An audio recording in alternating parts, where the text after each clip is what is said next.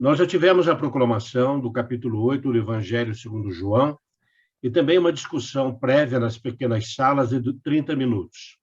Agora, então, nós vamos ver uma apresentação que será feita pelo Paulo Gazaneu sobre este capítulo do Evangelho de João. Por favor, Paulo. O slide já está sendo visto? Sim. Okay. Boa noite a todos. Eu vou falar em nome do Pai, do Filho e do Espírito Santo. Amém. Amém.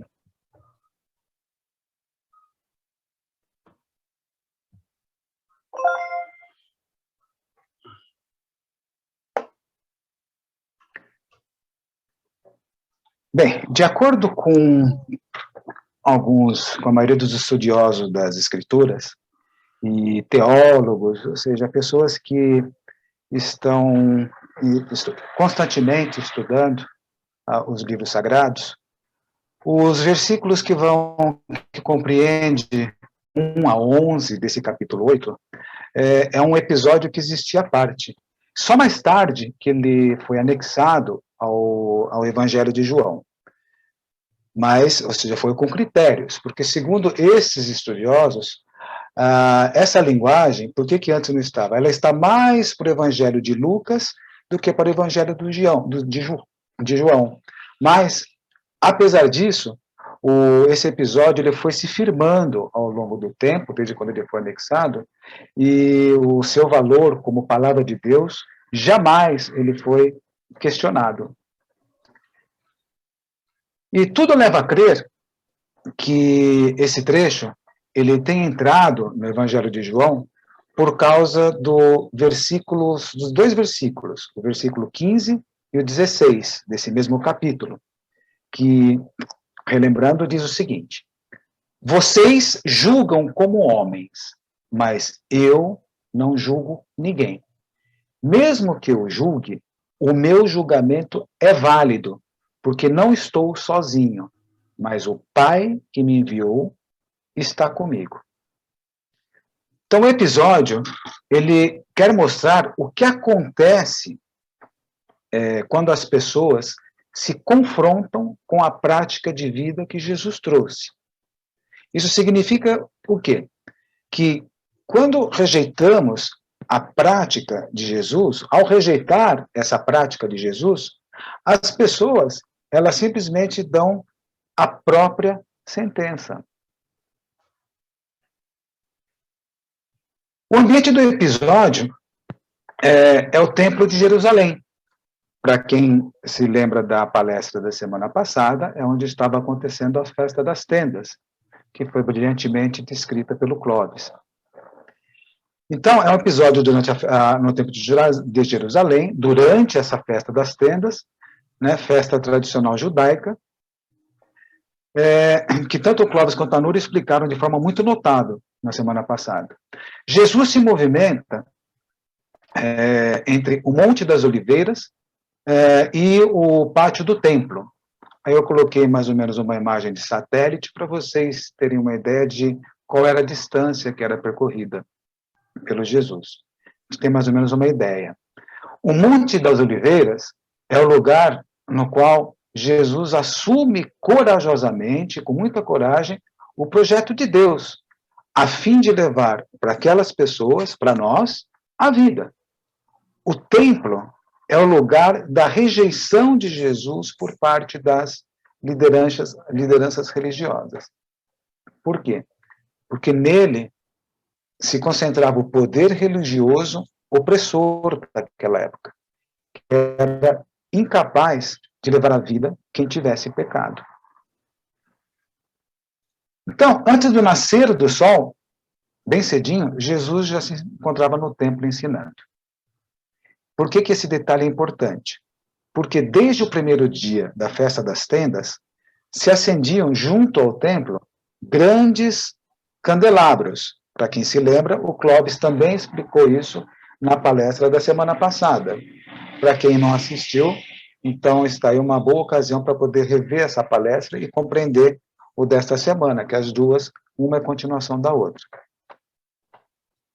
A Festa das Tendas ela também era a festa da luz. Mas, para o Evangelho de João, a luz verdadeira é Jesus, conforme a gente pode ler no versículo 12. Falou-lhes, pois, Jesus outra vez, dizendo: Eu sou a luz do mundo. Quem me segue não andará em trevas, mas terá a luz da vida. Ele é o novo sol que, com a sua palavra, com a sua ação, faz surgir o dia da plena libertação da humanidade. A cena da adúltera, que foi surpreendida em flagrante, é típica das tramas que aqueles doutores da lei e fariseus planejavam para apanhar Jesus em contradição. E constantemente eles estavam colocando situações de Jesus para ver se conseguia apanhá-lo em contradição. Desde fazer milagre nos sábados, quando os discípulos comeram também no sábado. Então eles queriam um motivo de acusação contra ele. De acordo com a lei de Moisés, a gente vai encontrar isso lá no Deuteronômio, capítulo 22, versículo 22, e no Levítico, capítulo 20, versículo 10. Os dois livros lá no Antigo Testamento, no Pentateuco. O Pentateuco, que são os 5 primeiros livros do Antigo Testamento. Então, de acordo com a lei de Moisés, a mulher que fosse surpreendida em adultério, ela deveria ser apedrejada. Não ela somente, mas também o homem que com ela adulterou. Então, aí se revela a maldade e a discriminação desses doutores da lei e dos fariseus. Por quê? Para eles, a sentença já está decretada. Eles, que são os representantes daquele sistema opressor, eles se serviam do aparato legal para legislar em prejuízo das outras pessoas. Eles se consideravam, eram juízes superiores à lei. Imediatamente, ou seja, prontos para dar sentença contra aquela mulher adúltera e contra o próprio Jesus, caso caísse na armadilha. No Evangelho de João, como é que Jesus se apresenta? Ele se apresenta como aquele que recebeu do Pai a autoridade de julgar. No capítulo 5, versículo 22, ele faz referência a essa autoridade. Mas ele próprio, embora ele tenha essa autoridade, ele próprio não julga ninguém, de acordo com o versículo 15 desse capítulo de hoje. Ou seja, se ele não julga ninguém, ele é aquele que vai dar a chance decisiva da vida, que aquele sistema opressor dos doutores da lei não davam chance nenhuma. Então, a reação de Jesus diante da pergunta dos doutores da lei e dos fariseus, ela é estranha. Porque como é que ele reagiu? Ele simplesmente se inclinou e ele começou a escrever no chão com o dedo, calma e pacientemente. Então, é um gesto estranho, é um gesto obscuro, ou seja, não se sabe. Só ficou escrevendo. Então, a palavra escrever pode também significar redigir uma acusação. Talvez ele podia estar fazendo isso, sei lá. Existem várias fontes que dizem que ele poderia estar escrevendo o pecado de algumas pessoas de lá, mas não há fonte confiável que diga exatamente o que ele estava escrevendo. Poderia estar fazendo rabiscos.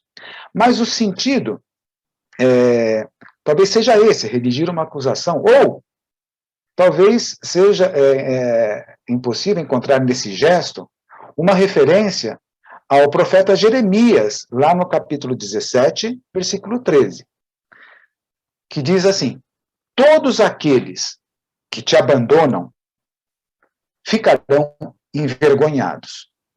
Aqueles que se afastam de ti terão seus nomes inscritos na poeira, porque abandonaram Javé, a fonte de água viva. Pode ser isso. Mas o fato mesmo é que ninguém sabe o que foi escrito na areia. E qual foi a resposta de Jesus? Então, diante da insistência dos acusadores, a resposta dele foi muito clara. Quem de vós não tiver pecado, ok, atire nela a primeira pedra. Aí, os que haviam montado aquele tribunal, os senhores da lei, se arrogando do direito de dar sentença contra as pessoas, nesse momento eles passam da condição de juízes para a condição de réus. Então, olha só, Jesus, em pleno templo, na festa das tendas, uma das festas mais importantes dos judeus, ele implode esse sistema opressor que é incapaz de salvar. E a ordem de retirada dos acusadores é quase cômica, né? Por quê? Primeiro vai embora os mais velhos, né? Ou seja, os mais sábios, né? Aqueles mais respeitados. É o sistema opressor que vai se afastando para dar lugar ao quê? Dar lugar à nova ordem que está sendo instaurada por Jesus. E a mulher, nesse caos todo? Ela permanecia lá, no meio, quietinha. A diferença é que o sistema que havia declarado a sua morte, ela estava lá agachada, pronta para levar pedrada. Então, o sistema que declara a sua morte já não existe mais. Eles foram embora. Aí, então, começa um novo diálogo. Lembra do que foi falado aqui, proclamado pelo Mário? Tem um novo diálogo. De quem? De Jesus com a própria mulher. Só que a diferença não é um diálogo de acusação. Jesus, o que ele fala com ela? Ele faz uma oferta de vida. O que ele diz? Eu também não te condeno. Pode ir, mas não peque mais. Vamos refletir. Quantas vezes Jesus já não falou isso para você, para mim? Falou, pode ir, eu não vou te condenar, mas não peca mais. Nossos pais fazem isso com a gente. Olha, isso que você fez é feio, não faz mais de novo. Se os nossos pais aqui da Terra, que são imperfeitos, são desse jeito com a gente, imagina o Alfa, o ser eterno, aquele que nos criou, o perfeito. Jesus, claro, ele não aprovou o pecado, não é disso que eu estou falando. Mas ele demonstrou o quê? Que não se destrói o mal eliminando quem o cometeu. Como é que tem que ser? Oferecer para quem pecou condições de uma vida nova e de uma vida plena. É isso que Jesus ensina no templo. É isso que ele mostra com a atitude que ele teve com seus acusadores, os acusadores da adúltera, enfim, com tudo aquilo que estava acontecendo no templo, dentro da festa das tendas. Por quê? Ele é a luz. Então, e para o povo da Bíblia, a luz, o que é? É sinônimo de felicidade, é sinônimo de alegria, é sinônimo de salvação e é sinônimo de libertação. Desde o início do Evangelho, a gente fica sabendo que Jesus é essa luz que brilha e que, por trás dessa luz, sempre tem as trevas que tentam sufocá-la. Veja lá no versículo 5.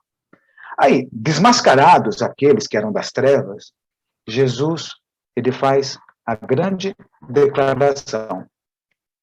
Quem me segue não andará nas trevas, mas possuirá a luz da vida. E isso em plena festa das tendas, que, como a gente viu, tinha na luz um de seus grandes símbolos. Lembra da semana passada? Grandes candelabros eram colocados nos cantos, que se viam a muita distância. Então, tem toda essa simbologia por trás dos episódios que estamos vendo hoje e da semana passada. Então, os fariseus, eles perceberam que Jesus se punha como a alternativa para o povo ter vida, ter luz, em oposição àquelas luzes que iluminavam o templo durante a festa. E é por isso que eles duvidam de que o testemunho deles seja verdadeiro. Jesus garante que o Pai dá testemunho dele, e ele do Pai. Por meio do quê? Por meio das ações de Jesus em favor da vida. Jesus nunca é contra a vida. As lideranças religiosas, elas tinham decretado a morte da adúltera. Ponto final. Então, Jesus, ao perdoá-la, ou seja, ao não condená-la, ele lhe restitui a vida que Deus quer para todos nós. A prática de Jesus, portanto, dá a conhecer quem é o Pai e o que o Pai quer das pessoas. Então, recusar essa prática é recusar Jesus e recusar o Pai ao mesmo tempo. Vocês não conhecem nem a mim e nem o meu Pai. Se vocês me conhecessem, também conheceriam o meu Pai. Jesus ensinava essas coisas no templo, perto da sala do tesouro. Versículo 20. Passa desapercebida essa informação, mas é uma informação que está lá no Evangelho. Ele ensinava perto da sala do tesouro. Então, essa ação é uma representatividade, é uma denúncia do quê?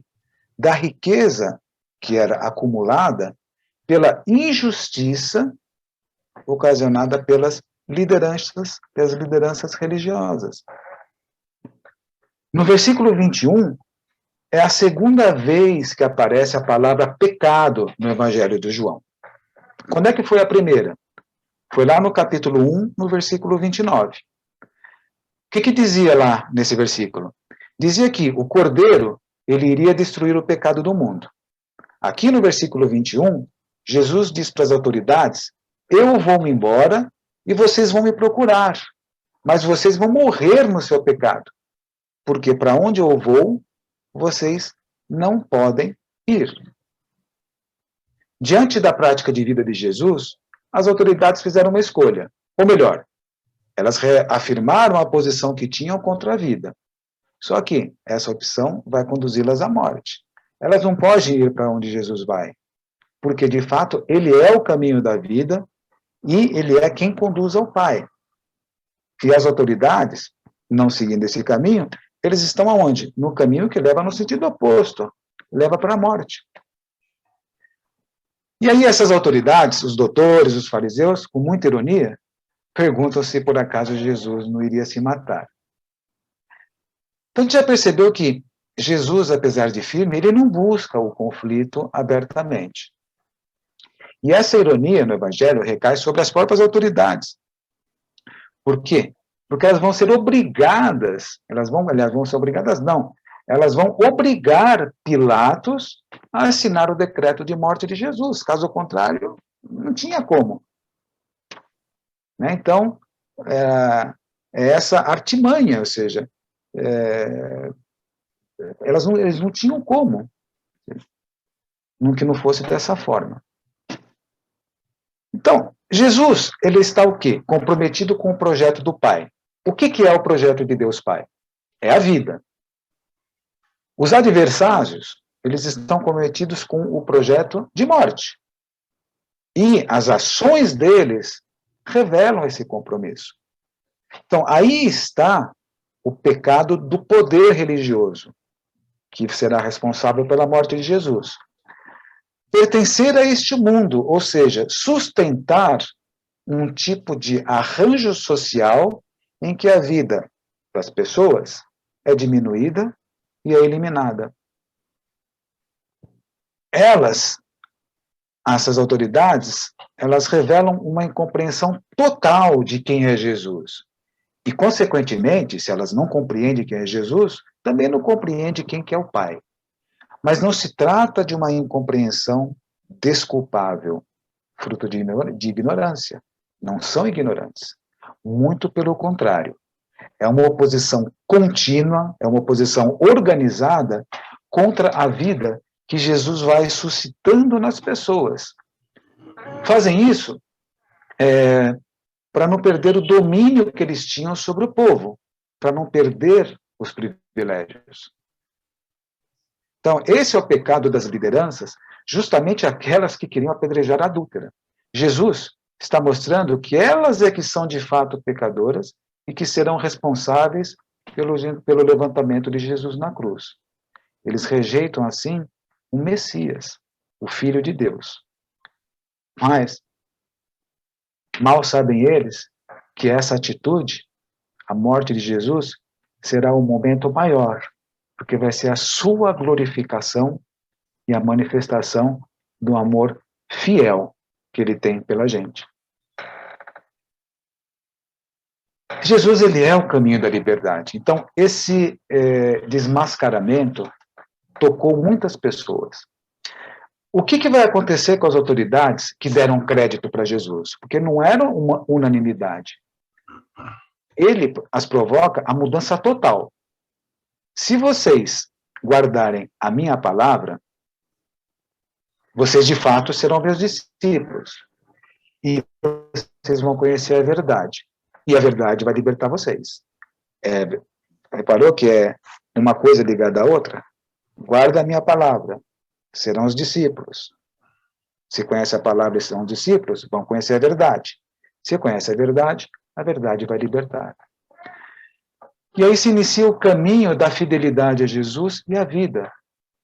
Né? As pessoas, com o fim de se tornar como ele, doadores de vida. A adesão a Jesus, porém, não é feita só de palavras, tá? Ela exige prática, pois o ensinamento de Jesus, falei no começo nessa explanação, é uma prática de vida, não é só de palavras.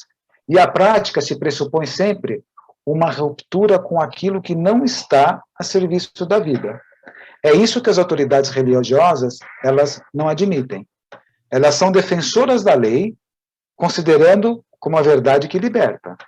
Elas se julgam filhas de Abraão e não admite que ninguém, ou seja, que alguém lhes mostre que vive em regime de escravidão. Quem comete injustiça está sob domínio do pecado. Quem está contra a vida não é senhor de suas ações, é escravo do pecado. E vemos isso continuamente nos dias de hoje. Legalização de pena de morte, legalização de aborto, guerras e tantos outros exemplos. É disso que Jesus quer libertar todas as pessoas em qualquer tempo, em qualquer lugar. Libertá-las para que tenham a vida. E a tenham em abundância. Retorna aqui um dos temas apontados no prólogo, no versículo 12. A palavra deu o poder de se tornarem filhos de Deus a todos aqueles que a receberam, aqueles que acreditam no seu nome. É essa a adesão prática que os doutores da lei não querem admitir. E insistem ainda no privilégio da raça, dizendo o quê? Nós somos filhos de Abraão, o pai do povo de Deus. Como se intimidasse Jesus. E ele rebate, afirma que ser filho de alguém é parecer com esse alguém em tudo. É como a gente fala, tal pai, tal filho. E eles pareciam em nada com alguém que fosse filho de Abraão. Abraão, ele foi um homem comprometido com a justiça, que promove e sustenta a vida. As autoridades religiosas do tempo de Jesus, para serem de fato descendentes de Abraão, deveriam reproduzir as ações de justiça dele, do Abraão. Mas eles faziam completamente o inverso. A prática que eles faziam era completamente injusta e provocava a morte.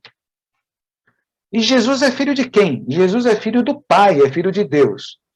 Os líderes religiosos pretendem ser filhos de Abraão, mas Jesus desmascara. Algo muito grave se esconde por trás disso. Eles percebem isso e procuram desmoralizar Jesus, chamando ele de samaritano, chamando ele de louco, e a tensão só vai aumentando. E Jesus afirma com toda mansidão que guardar a sua palavra conduz à vida, se conduz para a vida para sempre. sem jamais ver a morte. É que até então, ou seja, ele foi a primeira pessoa a falar do reino de Deus, sabe? A ressurreição, a glorificação da ressurreição. E daí, no centro desse conflito, aí Jesus se declara superior a Abraão. Ou seja, ele é o cumprimento das promessas que Deus fez ao pai do povo. Abraão, o pai de vocês, se alegrou porque viu o meu dia. Ele viu e se encheu de alegria. Eu garanto a vocês, antes que Abraão existisse, eu sou. Abraão esperava o dia em que a vida se manifestasse plenamente. Jesus é a realização desse sonho de Abraão.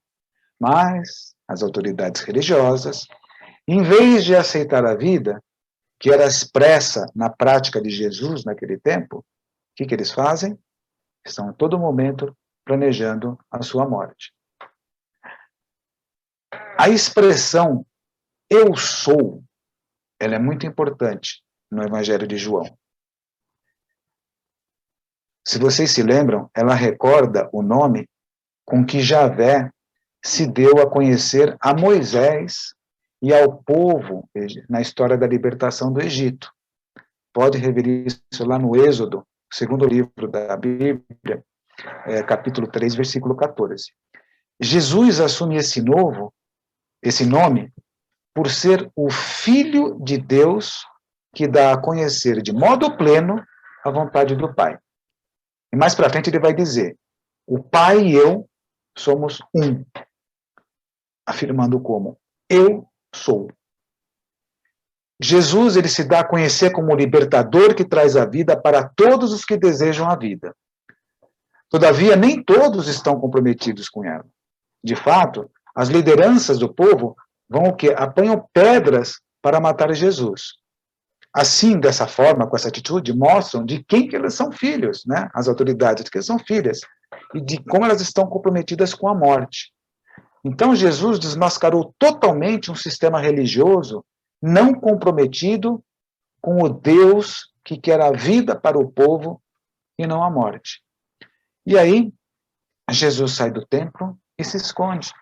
Vai ser obrigado a viver clandestinamente por causa das ameaças contínuas de morte que vinha sofrendo. E eu falei a todos vocês, em nome do Pai, do Filho e do Espírito Santo. Amém.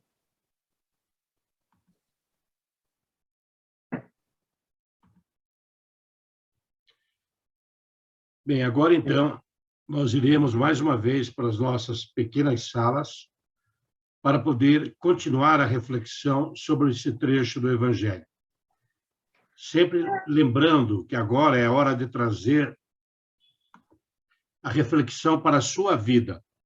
O que esse trecho do Evangelho questiona você? O que ele lhe propõe? O que ele indica? Que discernimento ele traz para a sua vida? E como você gostaria de responder a Deus em forma de oração a esse discernimento que você está tendo esta noite?